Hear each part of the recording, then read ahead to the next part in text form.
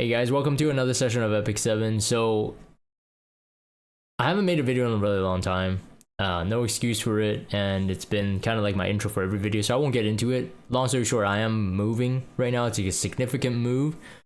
So, I'm even more busy, but then of course you know that I haven't been making as much Epic 7 content. If you are watching this, obviously I do appreciate it. I'm going to go through the New Moon Luna kind of like preview video, which it was a mix of multiple videos. If you've watched the live stream on this and you watched a YouTube video on this on the official Epic 7 channel, this is what's playing right now, and why I wanted to jump into it. Give a bit of context for those who actually watched me, especially back in my heyday on Twitch. You know that I was a huge whale, and Luna, the limited blue Luna, was like one of the first limiteds that I encountered when global Epic 7 was released. It was either her or DN, but regardless, she was important because she was the icon, she was the mascot for Epic 7. She represented Epic 7 in terms of all of the advertisements from the KR version. And I do remember going really crazy on her banner. On the first limited banner, thankfully they did have pity. I triple S'd her, and I did spend a lot of money. I won't get into how much or whatever, but the amount of resources I spent to get her at triple S in that first run was insane. Now, she was paired with Uberius Tooth, so if you know the history, you've been there, you know I'm telling the truth. And then later on her second rotation, so about a year later, they released Luna with Draco Plate, which at that time was insanely incentivizing limited artifact. Now, arguably speaking, it's pretty useless right now compared to what's available for warriors. I'm pausing the video because I think I'm talking way too much, but I'm gonna pause because I want to get into this. Let me finish the story first. So the context again, when Draco Plate came out, I did pull for another, well, I wouldn't say I pulled for another 5 Luna, but I did receive another 5 Luna in chasing Draco Plate. Now, obviously that was a stupid decision, especially the first time I wailed for her, but you gotta understand where I came from, the background, what game I used to play. So I had that itch, right? I had the gotcha itch. I wanted to go really crazy. Luna was a design at that time was pretty, you know, eye-opening, so to speak, especially if you're thinking about round crevices and all that kind of stuff. She felt like she was worth it at the time, right? And so the Draco Plate part ended up really pissing me off, and I complained it since Draco Plate was just like, oh man, this is so stupid, man, it's such a bait. They should give us an option to be able to get the artifact. And at that time, if I remember correctly, we didn't have the powder system yet to be able to get the artifacts from the powder, but they did for the first event of Luna with Draco Plate, did give us a grindable copy of the artifact, and I think I ended up pulling 2 copies of the artifact, but I ended up with 5 Lunas, right? Because we all know how salty it is. Sometimes you're chasing for that limited artifact, but you got triple S hero, then you're just like, okay, does this hero merit another triple S? Like, we know the answer is not. Long story short, I had 5 Luna sitting in my storage for what, 4 years now? So always, the joke was always, especially within my community, is like, ML Luna when, right? Now, last year in the E7WC, when we finally saw ML Landy, a lot of people were going, you know, putting on their tinfoil hats. It's like, there's no way we would ever get an ML with a limited counterpart for the imprint feeding, right? Like, there's absolutely no way, but they did it. And so when they did it, I was very hopeful. I'm like, oh man, there's gonna be ML Luna, man, ML Luna, ML Luna. And then as I play this video, again, I'm just gonna kind of briefly talk about it, the commentary, state of Epic 7 as well. Actually, you can glean a lot from this video, probably more than you think, but I'm gonna bring it to points. This was the first showing of Mage Luna. This isn't one of the side stories. Now, I can't remember what, because I stopped reading Epic 7 side stories, unfortunately. By the time they did that stupid, what's it called? I don't remember what it's called, but the Valentine's dating sim where there was Lucy introduced, that was the absolute, like, I have to not read Epic 7 because it's so bad. But I know there's a lot of good Epic 7 stories, especially like from the Moonlight Theater. Now, I did read some part of it. I read the DN side story. I really loved the story. I thought it was kind of great. I read the Roses Bloom one, and I read most of the like episode 1 and 2, and I think even 3. I'm getting confused now. But I did read the very first introduction to Moonlight Theater, where Sage Baal and C. Armin were kind of like the host. That was a really fun side story as well. But regardless, I stopped reading it. So I don't remember where Mage Luna's from. Now, this was Mage Luna, her original design, when she was featured in that whatever side story it was. And I remember when I saw her, I was having hope, right? Again, ML Landing had been released, and there's this hope there must be limited, RGB heroes with an ML counterpart now. So Mage Luna, I'm like, this is ML Luna, man. ML Luna, she's gonna be a real hero. Waited. I think it's about a year now since we heard about Mage Luna or seen any more content with her in it. But this was her original design. Now, do note that I remember seeing this. I remember commenting on it. I was excited mostly because of the prospect of the ML possibility, but not so much of the design. When I compare this versus the Blue Luna, there's something fresh about this. Not gonna lie. But obviously, like, if the girl is going to have boobs bigger than the size of her head and hips and legs like that, I feel like the game is already trying to, promote this like kind of fan service anyway. So like, why hide it with all that clothes? Now, this was about the time when they released Sylvan Sage Vivian and the shrunken boobs. If you don't know the context, there was a state in Epic 7's game where a lot of the booba waifus got reductions, and even though it had nothing to do with it, one of the prominent character artists of Epic 7 decided to leave. Now we don't know. On Twitter, he stated that it had nothing to do with the quote unquote censorship and all that kind of stuff, but he was like the original designer for like Green Yufine and a lot of, like, I would say respectively, some of the most beautiful looking waifus. Now, the Arya, there was an Arya scandal where Arya's boobs were too, like, it wasn't just too big. It was kind of like out there, like it almost popped out. And so, like, I think there's something about like Korean mothers or something like that petition that like Smilegate has to like lock it up, and then preemptively, I think Smilegate took the initiative of also shrinking down Sylvan Sage Vivian's boobs. Now, I did a science video. I recall doing this, comparing Vivian's boobs, Green Vivian plus Green Vivian's Skin Vivian plus ML Vivian's boob size. I think that's on YouTube somewhere. You don't need to go search it for this video, but anyways, like, I've covered that in enormous extent, no pun intended.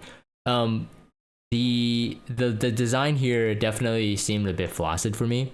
All right. So in contrast to that, I am excited about the new look of ML Luna.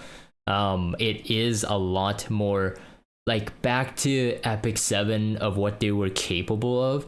So the thing with Epic 7 and why I liked Epic 7 was that they're not just making a game purely for fan service. There are waifus that are flatter, there are waifus that show less, and depending on your personality, depending on your taste, you will find one attractive over the other. Like even Fallen Cecilia, I think that, okay, first things first, comment on this. This is a really cool shot. I almost wish that Epic 7 would give us more of this kind of stuff. I wouldn't even say as skins, but as poses now. Like, I feel like gacha games in general have like a character where you can set multiple poses, and then we'll call them skins because it's more monetizable. But let's even say that this is a skin. Like, would you get something like this? I think I would, clearly just for the different position. This is just my opinion, though. I want to hear what you guys think about that. But long story short, like, even like this Fallen Cecilia, like she's got big boobs. She's decently good looking, but she's not like the lewdest, right? So like I saw like some people try to introduce me to Blue Archive and Brown Dust 2. And then what's it? I mean, I'm playing Nikkei still. Like there's a lot of games out there that's clearly to promote that kind of stuff. Epic 7 has always had that fine line where it's like there are some waifus that are just elegant, they're beautiful. Basically there's a waifu for everyone. All right, that's my point. Now, why I'm saying that is that it's very important because it also makes the big booba waifu for the degenerate like me have something to appreciate if we want to appreciate that. And I'm not saying that Epic 7 should remove more clothes or not. I am just more happy that they have kind of gone back to their original ways. So again, looking at Blue Luna, which was one of the, I would say, one of the lewdest looking characters, that her and maybe Cirilla, something like along those lines. There was a couple back in the OG days where they were like, well, these are clearly like pretty, pretty over sexualized. But most of it was like decently tame, right? Again, comparing the games I mentioned. But this design for this new Luna, in my opinion, is a really good call. It's that and ML Senya, which I said that I would talk about. ML Senya and Luna, both of their designs, and I think if I remember correctly, ML Senya also had a previous design that was more censored. But they shipped, what we call shipped is like they released with a more non-censored version. So out of the two, they chose the non-censored one, which to me is a thumbs up for Smilegate. It's like if you want your game to thrive, you can't just rely on RTA, right? You can't rely on just E7WC. The thing is like the reason why Nikkeis and all these kind of like booba games are making so much money is literally just for the art. Now, it's an unfortunate state of like kind of like the gaming industry in terms of the player base and what they spend their money on. But if that is what the audience really wants, it's like why are you kicking yourself in the foot, Epic 7, if you don't release stuff like that, right? So what I'm saying is that this is a good thing. I think they're making right decisions. ML Luna 1 is, you could arguably say it's less lewd than Blue Luna. You could say it's more. But regardless, I think I'm gonna stop here. So I think like this design, like with the whole side boob, like now comparing to what I showed before, right? The Mage Luna design was like everything was like she was in this like full skin type bodysuit or whatever. This has like pretty insane side boob, and I would say like they paid more attention to how she looks. Like she looks more elegant with the earrings, with the hair, with the eyes. They really took care of making her more appealing all around. Right, so if you're not even looking at the boobs, you cover it. I'm covering it with my hand, but you can't see it. I'm not touching the screen or anything. I'm just covering it. Visually speaking, like that face looks a lot more elegant and beautiful than the previous ML or the Mage Luna design. That's just my opinion. I don't know if you guys think the same, but that's my observation as an artist, not a degen. So I think it's a good thing that Epic 7 is seeing that, you know what, we need a mix of that. Again, combined with ML Senya being the previous new ML5, and then now release of ML Luna. So now we even got, what's it called, data mine that there's ML Illynav, most likely. And if you've seen that design, she doesn't look too like terrible. Actually, I might be able to pull it up on the screen here. Let me just do that. She looks passable, definitely not as lewd as Luna, and that's what I mean. It's like if you have lewd characters, you don't always have to go ham on every character that is lewd. This is the image that's shown on my Discord, thanks to those who contributed, and they pinged me and say, hey yo Dragon, this is ML. What's like it has to be ML Illynav. It looks exactly the same, but I mean outside of the legs, it's not like insanely lewd, right? But it's well designed. You could appreciate it. You could respect it. The gold, black, and white trimmings, those are classic. And she looks good. And she's showing the right amount of skin. They're not, making her insanely lewd looking. She still has the same essence as her RGB counterpart in terms of like that. She's sexy, but she's also fierce.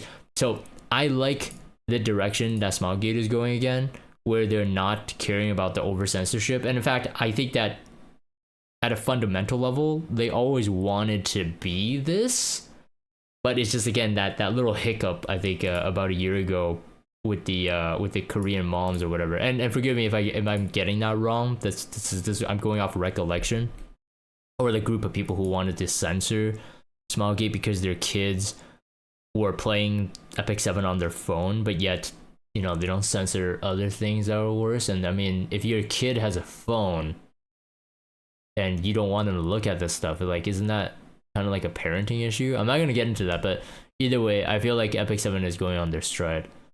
I'm not gonna commentate on, like, that's kind of a lewd face. It's not the best face they can do, but in my opinion, ML Luna is still good design. This is not a commentary on the state of the game in terms of the, like, whether you like RTA or not. Is it a dead game comparing to like all these other new gachas that are releasing? I'm not gonna talk about that. All I'm gonna say is that this is the right direction. Think about so yeah, we have a preview of the S3 animation as well. I actually talked about this frame by frame. This is something I wanted to take a look at. I know that a lot of people are underwhelmed by it. I will say I'm half my summary right now, but I'll go through why. I was going to say that the state of Epic 7, again, I'm looking at like Nikkei, for example, again, because it's a game that I sometimes grind dailies on.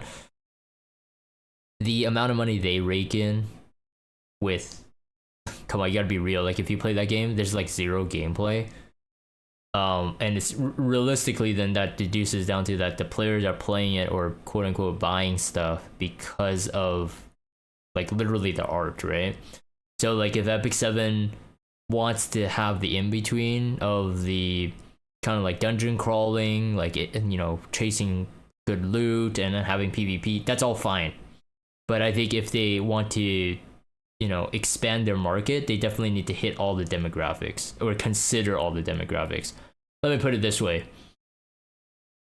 If you played Epic 7 and you played something like Summoner's War, strictly for the gameplay itself, Summoner's War can work.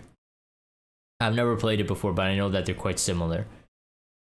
But if you're looking for the gameplay plus visuals, then I think arguably speaking 9 times out of 10, you're going to choose Epic 7 because it just strictly has objectively better visuals, or at least better effort into the visuals, right? With the S3 animations and stuff like that, hand-drawn versus sprite-based animation, which is a good segue into what I'm going to talk about right now. So right here, we see the beginning of the S3 animation. We all know that at this state, everything else fades away and it's focused on your character. So we're talking about like a four-man lineup in like Arena or RTA or something like that.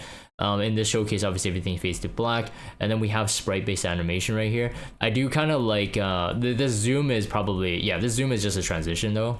So it would start something like this. The sprite animation is unique. All right, sprite animations are unique and they're relatively cheap compared to hand-drawn animations. But I do believe that this is unique. I don't think Blue Luna's S3 starts like this. I could be wrong. It's been a really long time since I've looked at Luna's S3, but I don't think she starts like this. If it is the case, then it is a brand new sprite animation. Now, based on what every other hero has, it's most likely the same animation or a variation of the same animation, but it does look kind of different. This is kind of a cheap transition in my opinion in terms of the way they approach this, because this like smoke and turning things glowy into white is a really easy way to transition. I did a breakdown of Assyria. So Assyria, green Assyria, summertime Assyria, the Caesarea, and Briarwitch Caesarea animation is also a science video. I'm not telling you to go there, but if you watch that video, or if you were watching that video or that stream back then, you would have known that I was really impressed with the transitional, the way that they did transitions for Summer Assyria's S3 animation. I am less impressed, and less impressed with some of Epic 7's S3 animations lately. And I think you guys probably feel it too. I mean, if you look at ML Senya's S3 animation, I have to say is one of like the worst. Unfortunately, because ML Senya I think is a good design character. So if they had more frames that showcased maybe the full body, or I don't know, something that's just more exciting than her really, really close up on the face, and then she throws it, and it's back to a sprite animation, and there's like this tsunami. I it's mid. I have to say it's mid. For a well-designed visual character, it's really mid. And I have to say ML Luna's, I prefer ML Luna's more than ML Senya, I have to say, because they hold more frames on her actual design or her face. Now, the face shot is always a classic thing in most S3 animations, and it's mainly because it can express emotion or it can convey emotion, bringing it into that shot. So, for example, look at Illynav. She does that smiling kind of cocky thing. If you're looking at her S3 animation, we're talking about Fire Illynav, of course. Luna, Blue Luna, did like a shouting face as she threw that spear. So it really gives you a lot of power. This one has this kind of like what do you call it? Not serenity, but like this calmness, like kind of like the calm before the storm kind of thing. So again, there's a lot of expression that could be conveyed with these face shots. So it's something I always pay attention to in all S3 animations. And if you hold on it longer, there is a sense that it is more, how do you say it, more valuable. So in the case of like ML Senya, there is a lot on her face, but it was too close up, and it happened really fast. I never did a frame by frame count. It probably is about the same, but I think it is actually a lot faster than this Luna one. But again, going frame by frame here, you see the hair has to be done, although technically easily, because there's only a couple frames, right? Her hair is flopping around. It's not even seamless. So like I'm jumping around, like it's flying everywhere. But when we play it in real time, it does look really impressive. It looks like there's a lot of force, a lot of wind going through it. So overall, I think it's nice. It's a nice touch. It's an, again, nice transition, because in her sprite animation, her hair goes up. We know that there's emanating power from it. So the anti-gravity aspect in the earrings and the hair, these all make sense. And then the, I guess, tassels on her clothing is going upwards too. It's very nice. It's like it's been a while since we've had like S3 animations like J Kisei and stuff like that, where it shows like body as well. We all know the boob flop with J Kisei. I'm not asking for that here because I think the context is important. She is not swinging something, so there's no reason to, you know, look at her boob swing. But I do feel like there are other ways Epic 7 could storytell the S3 animations that could be more interesting. I just can't really think of one off the top of my head right now that's been a recent ML5 that has like a really good S3 animation. Maybe ML Shu. Actually, ML Shu is interesting, not for the sake of waifu, but for the sake of her rat friends. It's more exciting. There's a lot happening. But again, the S3 animation, given that it's an X amount of frames that they have to finish the storytelling within that frame set, if it's fast, then it's also showcasing the character's personality. So in ML Shu's case, because of the fast-paced cuts and her jumping and putting on the glasses and then shooting the thing, it's that she's a quirky and fun character. But when we have like something that's slowed down, then the character that we're looking at, she's more methodical. And in this case, I do believe that it's kind of obvious that from the animation, she's more methodical, and maybe even just her class being a mage, and the skill she uses in the actual animation, I think does lend it to it. But I'm just saying that there are other ways to play with that storytelling, which is, I think, is somewhat missed in a lot of S3 animation these days. Think about Fire Haste, him snapping the finger. Like the old S3 animations, the backgrounds were all black. I explained that before. It was just because they didn't know what background that character would be in. Like, would they be in a snowfield? Would they be in a volcano? Like, they didn't want to paint in the background, so to speak. But they changed their philosophy, right? Over time, they changed their philosophy where the S3 animation is in context of the character, regardless of the context of the background. So, like, ignore Fire Haste's background, but just think about his animation. Think about the smile. Think about the bubble gum popping. Think about Fire Ravi. Think about all these old characters. Like, I always go to Blue Crow's S3 animation. There's a lot of stuff that even back then it wasn't so sophisticated, but it did a lot better, right? So anyways, Luna animation, if people are really like disappointed by it, I know why, and I think I've explained why. It's because she's not really doing much, but I do have to say I do like this a lot better than ML Senya's. I like the close-up shot of the eye, kind of a cliche. I used to draw like anime stuff in my art book, so I'm an artist, right? Growing up, I'm an artist. I went to art school. I'm still doing art stuff as a job.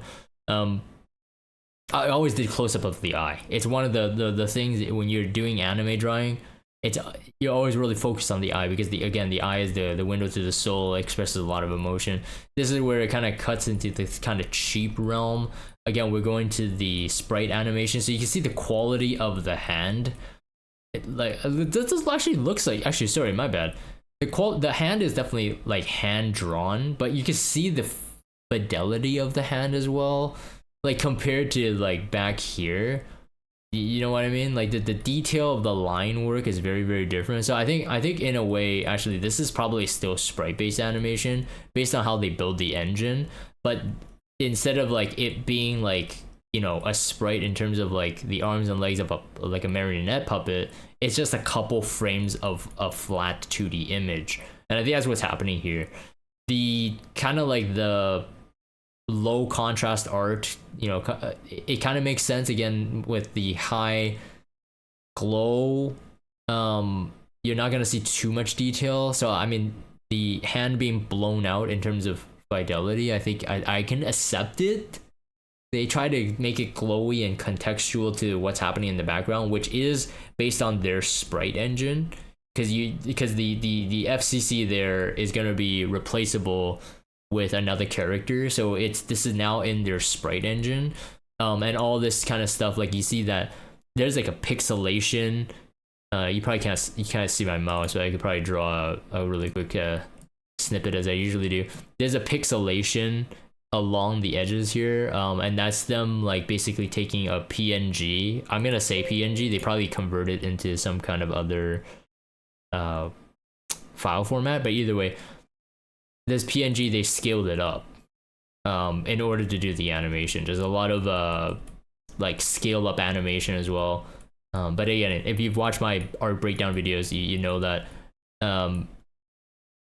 So we keep going, and then the hand collapses, and then boom, and then we're still kind of in a sprite animation land. Actually, I think we are fully. And then the zoom out of Luna. So that's pretty much it, right? So I can kind of get it. Like people are kind of like disappointed with the SV animation, but in my opinion, again, the design, this shot, I have to pause here. For sure, they're going to be selling merchandise with this shot. This is really reminiscent of the almost all of the E7WC art, which is two characters or sometimes two teams of characters facing off like this. I like this. I really like this shot. Now, am I gonna get the mouse pad for it? I'm currently using the Spec10 FCC E7WC mouse pad. I like it. My keyboard and my mouse is covering it technically. I like it because of the size. Now, if Epic 7 would send me one of these in a mouse pad for free, that would be great as well. Or if people win one and send it to me, that'd be great. I actually asked my Discord community to find a clean image of that Luna, because that Luna shot, in my opinion, is one, it's stoic. It's and she looks really sexy. The FCC shot also. I've always disliked Fallen Cecilia's original design.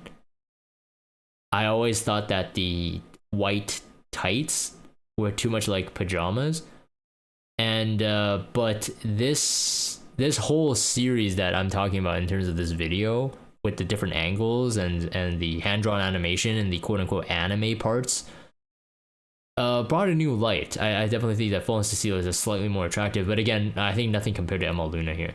Very, very cool. I like this shot. Purple pinks. Anyways, I think this probably goes through the actual Luna preview. I won't say too much about the skills itself. I mean, I've been like not really focused on like World Arena or the meta. At most, the PvP I play is currently Arena right now. But again, this shot is also really cool. This makes me question like, what is this shot? This is really in game though, right? Is this the S3 animation? Oh, that's the S3 animation. Okay, my bad. So I think yeah, one of those S2, one of the S3, right? So yeah, this one does look more like well, at least how this ends. Oh, gotcha. It's the same animation. Okay, it's the previous part wasn't showing the entire thing. All right, this art is also really nice. I mean, MLs don't come with artifacts, so this probably is in the Moonlight, is the side story or whatever.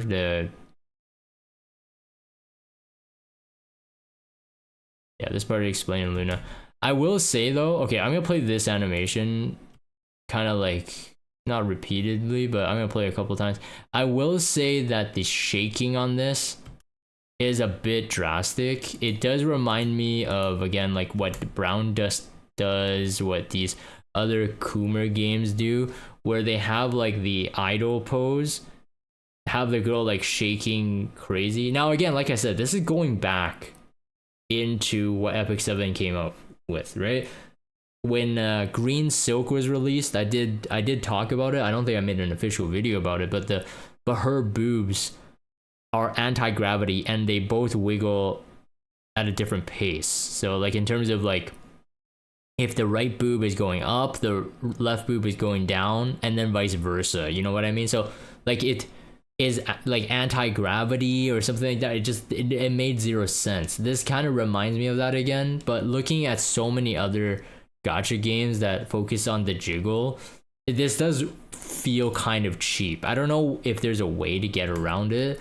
Like obviously they're trying to sell, but it has the exact same kind of like torso twisting, the boob shaking, just like as you would see in another game. So again, I'm doing this with my hand. I'm covering her face. Yeah, you can't see me, and I'm just playing the animation.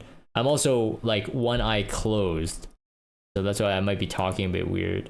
But yeah, just looking at the body shaking, interchangeable. It'd be interchangeable with any other Coomer game that's out there. But either way, like I mean, I'm still gonna look at her. I like the concept designs here. I always love looking at the concept design, the way they think about it. Also, the way they peel back the layers, right? Because they have to think about the design like as if she's like real. Another thing is like Blue Luna had a figure. I am hoping that they will make an ML Luna figure, but they never sold the Blue Luna figure anyway. So I mean, I'd have to probably win it from a draw, which doesn't really matter. But it would be nice to see it. Again, just if they're not gonna, you know, make every character into like a figure, you may as well make all the Lunas, right? That's what I'm trying to get to. Yeah, the pose where she's kind of kneeling down on the right here, it's kind of nice as well. I like that. And again, it's typical Epic 7 art, right? There's a lot of like thinking with what she's wearing, and that probably has to go through multiple designs and iterations. So what we saw is probably the most likely the last iteration. And then yeah, so I mean, one thing that I will say, again, I won't talk about the kit too much because I don't think I would have enough relevant information for that. So if you're here for that, it's not the purpose, and I'll make sure that my video is very clear on that. But 124 speed, man, come on, seriously, it's so annoying, man. She's a health scaling hero, from what I understand, and there is a correction on her skills where this one, oh, this is her S3. It seemed to be good. She seemed to be good with this skill effect nullifier. Nullifies effects from skills of enemy heroes and artifacts. So this was changed. Now, probably found in like one of their newer videos, but since I'm reviewing an older video, this has yet been changed so that I think it nullifies one skill from an enemy. So, or one effect or skill from an enemy. So like until we tested, what it can seem like it would be maybe Zio can't silence her, but will push her back. I forgot the order stacking for Zio's S3, but it's like one or the other. So I think they reworded it saying that, oh, it was a mistake, but it's supposed to be only one effect. So like originally she seemed like pretty darn good, but right now we'll have to see. But clearly, like, she's going to be a hero that probably requires some kind of what's it called?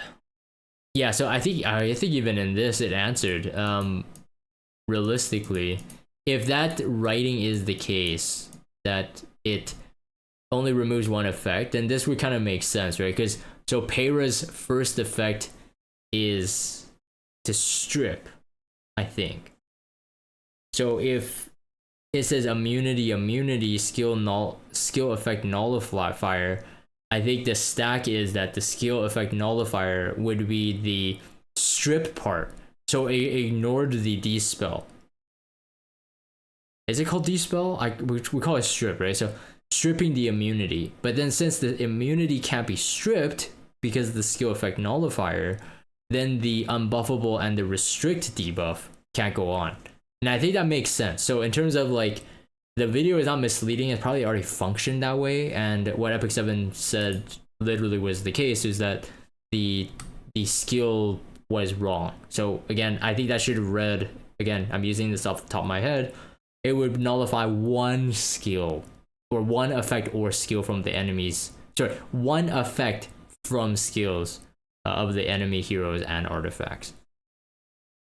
I think the and artifacts part probably is just to cover future bases, but right now, if like let's say Zio is on Bloody Rose, then you would your nullifier would first stop the silence or the pushback. I think it's pushback dominant first and then silence, but regardless of which one, it would stop one of those anyway, so the artifact would never come into play.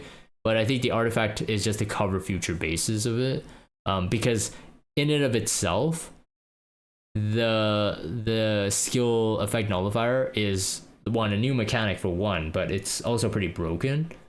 I remember this was pretty funny back then. Oh my goodness, wait, I'm gonna call this out. All right, so there's a guy in the Iggy Discord, my guild Discord. His name is Med. Oh my goodness, Med is a genius. I'm gonna actually ping him after this video. But there was one time he was just like, wouldn't it be great if there was like an effect nullifier? And then at that time, one of my old friends, Tatsu, some of you guys might know him, he was like, you mean immunity? And everybody laughed at Med, because realistically what he was explaining was immunity, but literally Epic 7 actually made what he wanted, which is the skill effect nullifier, which is what he wanted. But we were all laughing at him, saying that immunity already covered that. I don't remember the context, but I swear he actually called it out. He said that I wish it was a character with it. Oh my goodness, man. Is this guy a genius? I don't know, man. I don't know. But yeah, of course, I mean, she's a mage with 124 speed, insanely fast, and then she has a 20 soul burn to ignore resist. Come on, man. It's dispel all buffs from all enemies before sealing them, making them unbuffable, like unable to be buffed for 2 turns. That's an insane, like, it's not full knock wall, but it's like it has the knock wall essence. Yes, this doesn't counter, like this doesn't like stop counters like bind, but for characters who rely on their passive to counter, like, you know, Abyssal Euphine or something, like it's just like on paper this seems pretty nuts, right? And then again, the skill effect nullifier, if it was, you know, the function was the way it's written in this video, I think she would be insanely good, because she wouldn't even really need to speed contest, right? Just make sure that they don't have a bridge. But either way, and then skill 2, decrease defense. Okay, so actually for this one we actually get to see it, increasing combat rates of the caster for 50%. And then she's also a health scaling hero. Oh yeah. Okay, so that was this is the S tier. Okay, got it.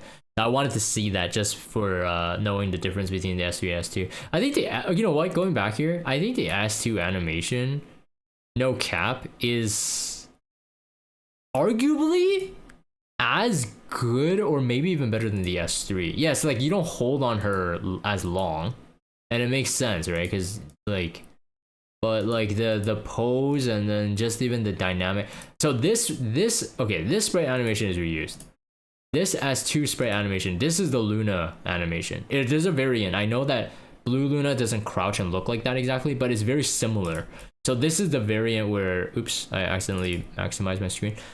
This is the like the reuse part. So the S3 animation, the sprite animation is brand new. Now that's what I remember. That's what I remember. I remember that Blue Luna never had that kind of sprite beginning.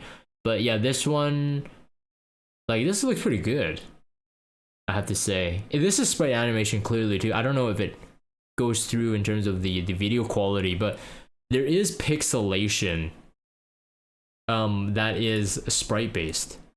So this pixelation along the hair, you'll see it if you watch the original video, if my video doesn't pick it up, but there's pixelation along this, like in terms of like anti-alias.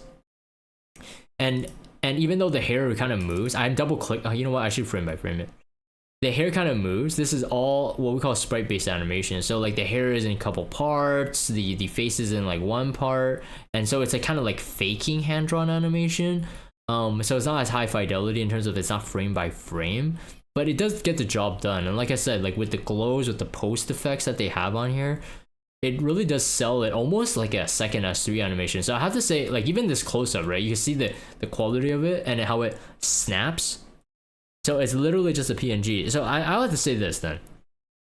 If you don't like the S3 animation, I think Smilegate did a good job on making this S2 highly valuable looking.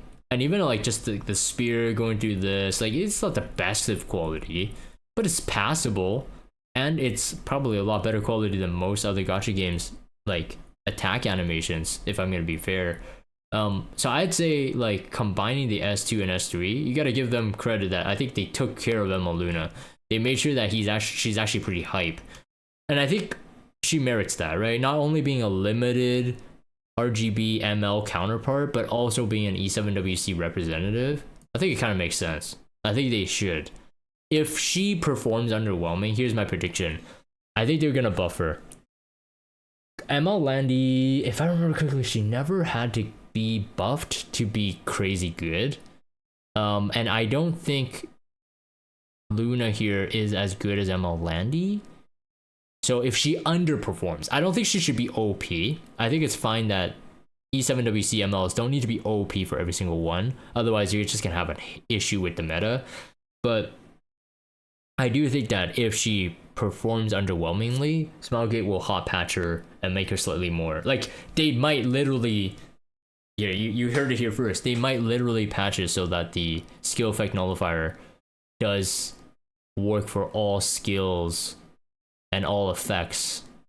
Sorry, all effects for that turn. I'm gonna call that out right now. If they're gonna buffer, I think that's all they need to do. Everything else is like, it's fine, it works. And but where's my 320 speed HP gear, by the way? We need so many of those now. But yeah, so that's pretty much it for that. And then the battle highlight, I don't need to go through that. Let me see, I think there's other things I wanted to talk about here. Again, I'm only gonna focus on, again, Luna, ML Luna art. I'm not gonna review the entire video. This has already been an insanely long video. If you actually watched up to this point, you're great, and I love you. This is also very cool. Again, these chibis are super cute. I mean, I think they're gonna have like icons, if I'm not mistaken, and stickers for your player card thing. So it's really, really nice. I always like these chibis. I hate chibis in games, but I like how they do these kind of storytelling shorts. I think that emote is going to be an E7WC emote or something. Like, you claim it while watching the E7WC. I'm just gonna kind of like preview down here. Yeah, Rift is out. I'm not gonna make a Rift guide. Someone asked, where's your Rift guide? I think they asked jokingly. Don't think you need one, to be honest. The Rift is so much easier this time, and then I think there's gonna be a lot of people creating it anyway. The video, that is. You don't need me. Is there one more shot of Luna? Oh yeah, there's a okay, this part participate in a chicken event. Oh, you get the skin for free. Okay, I I almost thought you get a free Luna, which would be stupid, but that's what I thought.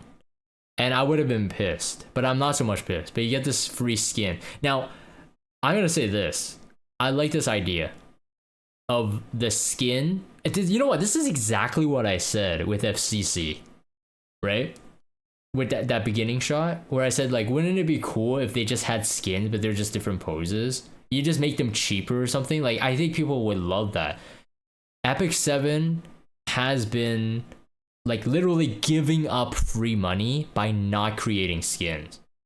This is a really good skin idea, and I'm gonna call it out here as well, because I'm a game dev too, right? So I could predict these things because they're like the most logical things for a company to do if they want to make money.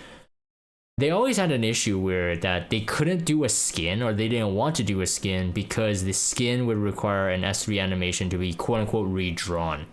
Now, I've been through the process in terms of one of my art science videos of how they do it. They usually have like a sketch or a basic template of that hero. They don't just like fully color a hero and then that's that. They have like literally like the skeletal sketches of the characters frame by frame. So realistically, it's not too hard to make an S3 animation even if the character looked very different. So in terms of a skin. But it does take some work, so I understand if it's a budget concern, if it's a time constraint, I get it. They can't be pumping this out, right? So versus like if you weigh the amount of money it takes for them to create the art. So what we're looking at here is, let's call it the art. They would need to redraw that, and then they would need to also redo the sprite for each skin that we currently have, the skins that we understand as skins right now, and then the S3 animation would have to be redone. So I personally think that if the skins were hot enough, the skins were like, you know, fan servicey enough, they're gonna sell to make ends meet for the amount of work they put in. But let's just say it's a production time thing, value, like lazy or whatever. This would be a good way for them to get into the skin game. All right, that sounded really wrong, but for them to compete with other games in terms of skin selling. Because if they just change the art pose, as you see here, the S3 animation could remain the same. But you can charge the player at a cheaper price, maybe 1/3 of the price, maybe not even. And then sometimes occasionally give them out for free. So it's like, because if the company is generous, the players often are more incentivized to spend. If the company's stingy, the players will be stingy, and it's always been that way. But I think this is a really good test. The thing is, I would say this: if you use your Luna, if you have Luna and you get this skin for free, I would say 90% of players, even if they don't use Luna, they will, you know, go to the hero tab, they'll flip down to Luna, you know, scroll down to Luna, they'll click it, swap the skin, look at it, and then close the game or swap to another hero and never look at it again. But they will still do it, right? These are little interaction things. Smilegate, I'm giving you some free dev tips, by the way. These are little interaction things you can do to upsell the interactive nature of your game, and then therefore having more player time and therefore more incentivized to continue to play and to continue to grind, to throw that character in front of them and to get that whole game loop going so that they will be incentivized to spend. Thank you. But this is a really good idea, and this is something that I was just saying. So literally I gave the idea to them, or I thought about this idea just as they did this. So even though I thought this was a free Luna. I didn't know it was a skin. I didn't even notice that the body was twisted backwards or whatever. But that's a really good idea. Going forward, I think we're gonna see that more. And then the very last shot of Luna here. This is also really nice. I think this is gonna be like one of those animated backgrounds or something, which I will probably apply. I think this is a great animated. Oh, maybe it's animated calling card, not background. Animated calling card. It could be a background too, I guess. But yeah. So that's pretty much it for this. I mean, that was a really long video, me talking a lot. But if you like this style of video, please let me know. This is like an easier way for me to do stuff. Like I just talk and rant and stuff. But let me know in the comments down below what you guys think about all the points I talked about. What do you guys think about this format of the video? If you are watching still up this point, thank you for that, and I'm gonna end this here. If you have Discord, check out the Discord server. That's where I mostly hang out right now, and I'm gonna end this here. I'll talk to you guys next time.